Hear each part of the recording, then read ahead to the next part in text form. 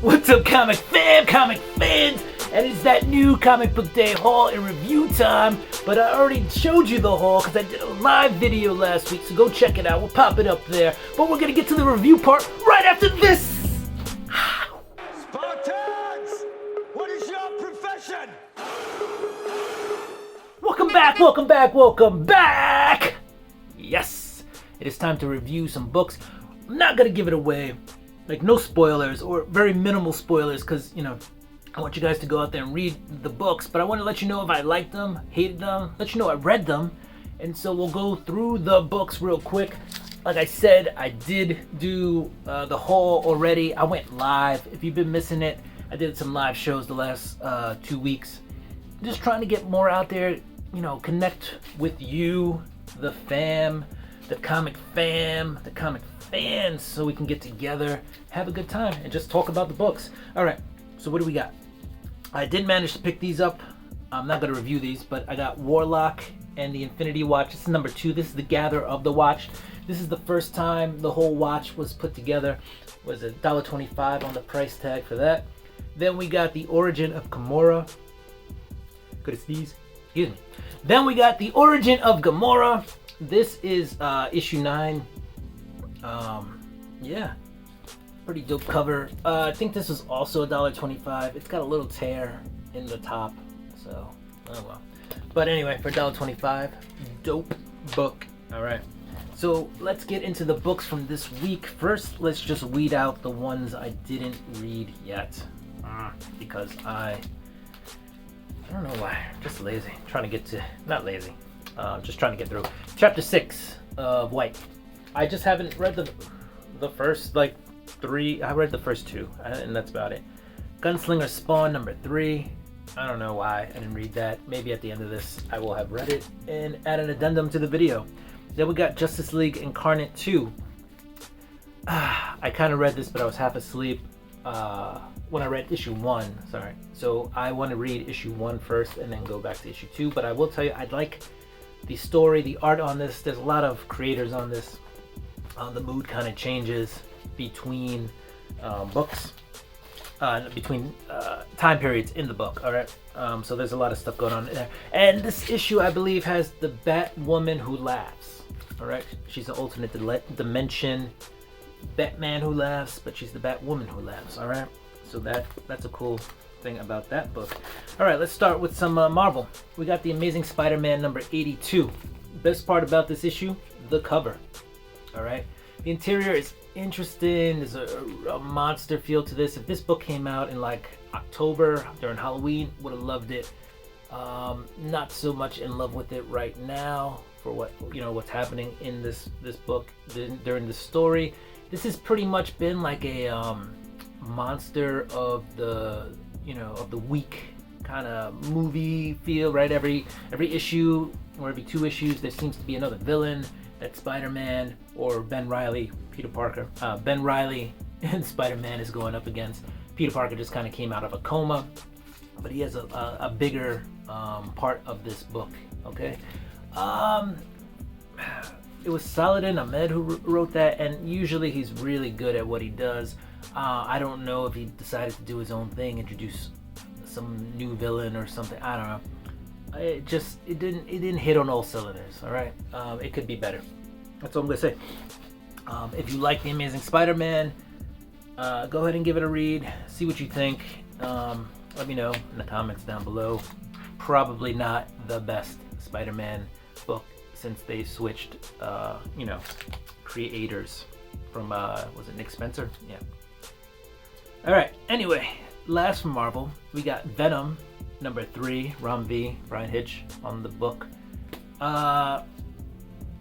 It's good. I like it. I like where they're going with this character. Right? You got Brock Dillon, working with Venom. He's not fully bonded with the suit because Brock was like, "Don't put on the suit, whatever you do."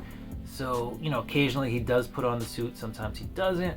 In this one though, he's made a decision to go do the things he needs to do without Venom, so he's I don't want to give away too much, but at the end of it, he needs Venom. He needs a suit. So Venom 3, really good. The writing's really good. And you know, the art is really good. If you're looking for Eddie Brock in these books, you're gonna have to step away, okay? Al Ewing is not on the book right now, and I think when it's Al Ewing and Ron V, that's how it was solicited. I think when you'll see Al Ewing on the cover means you'll see the return of Eddie Brock at some point, who knows? But right now you're not getting Eddie. As far as we're concerned, Eddie is dead to the world. He's dead, they can't find him. The symbiotes can't connect with him. So we're getting a story about Dylan right now, okay?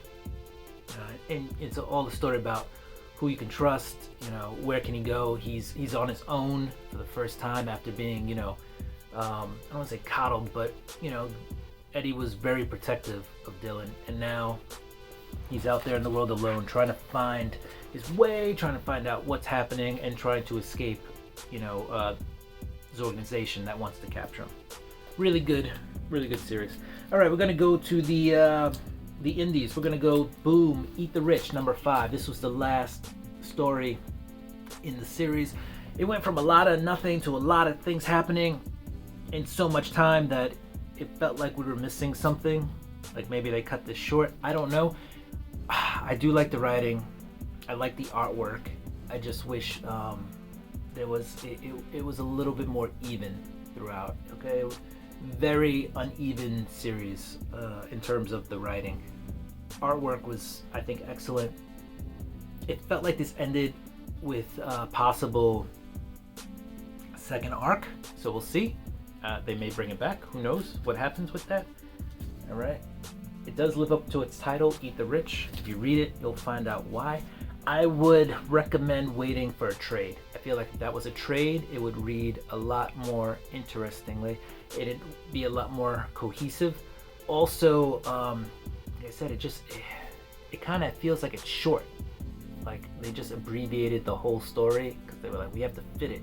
They wrote out so much at the beginning, and then they were like, we're not gonna have enough room to finish this story. So it may feel like a part of a bigger part. This may feel like the prelude of something bigger, okay?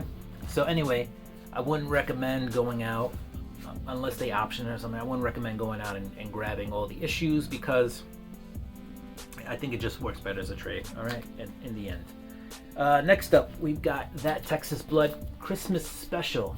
This was its own kind of standalone issue, talking about an old sheriff, excuse me, an old sheriff of, Joe Bob's, if you read the story, he's the current sheriff, police house before he wasn't even part of the police force when they talk about this guy. But anyway, this guy, it's a ghost story. And again, it's a Christmas special because the sheriff that Joe Bob is reminiscing about tells ghost stories during every Christmas. And this was a Christmas story he told about a sheriff who ends up burnt in his house, and it's all about the story of how that happened. And just to throw the other tidbit out there, the sheriff who ended up being burnt alive, burning himself down, he was corrupt. So, you read this story about this corrupt sheriff, it's pretty interesting. Last but not least, we have Boom Studios' House of Slaughter, number 3, all right? Tynan, Romball, who else? Del Edra, how did I forget Del Edra? A really good tale, okay, about Aaron Slaughter, right? This is a prequel to, the Something is Killing the Children with Jessica Slaughter.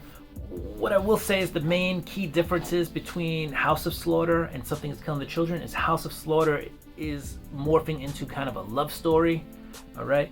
Whereas Something is Killing the Children was like an action, adventure, horror, story. So House of Slaughter is different. You're not getting two of the same coin with a different face on it. We're getting two completely different coins from different countries, okay? With, some trading going on. I don't know what I'm saying there. But anyway, House of Slaughter is a different beast than Something is Killing Children. Now, yes, they do have the same nightmare creatures, the same beasts, if you will. But it's a story told in different ways. Different methods of storytelling, and this one, like I said, is more of a love story, whereas Something Is Killing the Children is more action, adventure, horror. Okay, so that's what I gotta say about that. But we learn how Aaron Slaughter, you know, his time before this, and we learned about possibly the first love of his life. Okay, so comic fans, don't forget to subscribe, hit the notification bell, go ahead and give me a thumbs up, comment down below, and share this with a friend if you think they'll enjoy the content. Okay, do what you do, I'ma do what I do. I'ma get ready for next week's books. Peace.